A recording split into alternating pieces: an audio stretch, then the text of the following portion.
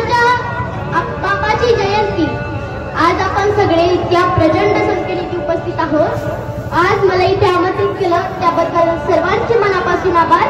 आणि मी इथे उभे असण्याचे एकमेव कारण म्हणजे आपल्या सर्वांच्या आदरणीय श्रीमती फलके मॅडम यांनी मला इथे आमंत्रित केलं त्याबद्दल त्यांचेही मनापासून आभार।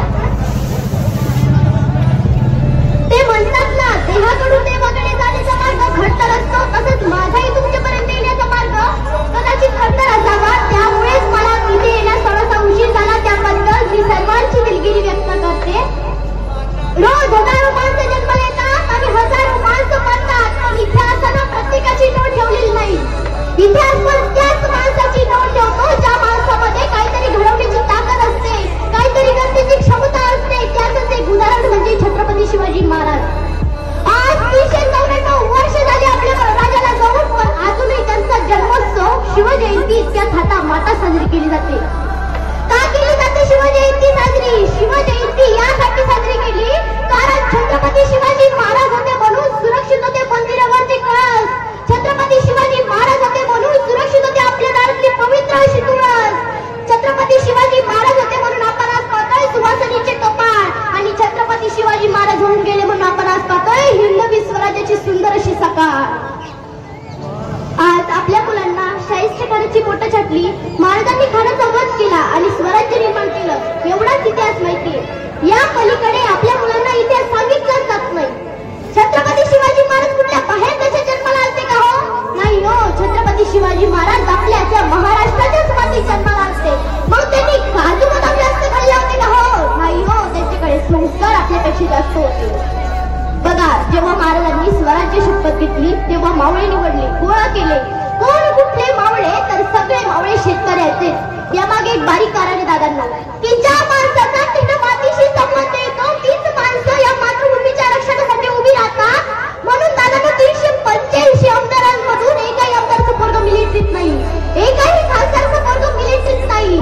मिलिटरीत पोरग कोणाचं? की ज्याचा बाप दुसऱ्याच्या शेतात कामाला जातो आणि ज्याची आई रात्रीचं कालवण गरम करून खाते, त्याचंच पोरग रायफल घेऊन देश सांभाळतोय। हे महाराजांना माहित होतं की शेतकरी हा असा वर्ग आहे की ज्या माणसाला दुसऱ्याची पिकं बघितल्यावर स्वतःची पिकं आठवतात, मग असं सैन्य कधी दुसऱ्याच्या भेटीच्या डेटालाही हात लावत नाही। आणि त्याचंच एक जिवंत उदाहरण म्हणजे मुंबई झालेला मराठ्यांचा महामोर्चा।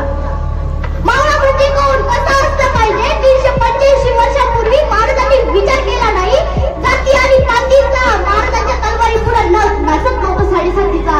लढाईला जात असायचा मावळा जेव्हा, तेव्हा विचार करत नव्हता दिवस आणि रात्रीचा, कारण त्याला अभिमान होता या महाराष्ट्राच्या मातीचा, महाराष्ट्राच्या मातीचा। बघा, तसंच एक पन्हाळ्याच्या पायथ्याखाली नेबापूर नावाचं गाव, त्या नेबापूर नावाच्या गावामध्ये एक मावळा राहत होता, त्याचं नाव शिवा काशीद।